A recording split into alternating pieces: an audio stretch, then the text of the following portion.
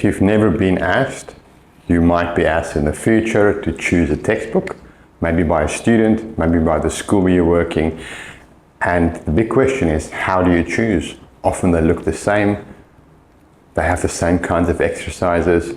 So part of this materials assignment is we look at the kind of things that are important to think about when you evaluate and choose a textbook. Things like, what's the layout? How are the skills covered?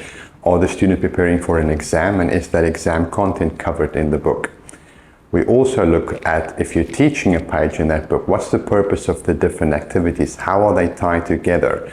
If you're looking at an individual activity, what do you do before that activity to get students ready for it? What do you do during the activity to support them if they need it? And what do you do after the activity to consolidate what they've done and perhaps personalize what they've done?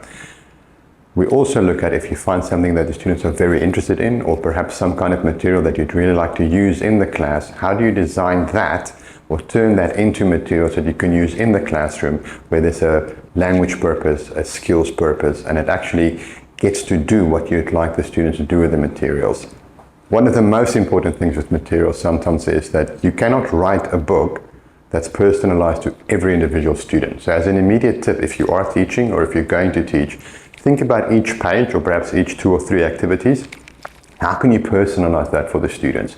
If it's something like animals and what can they do, so cats can swim, dogs cannot fly, that kind of material.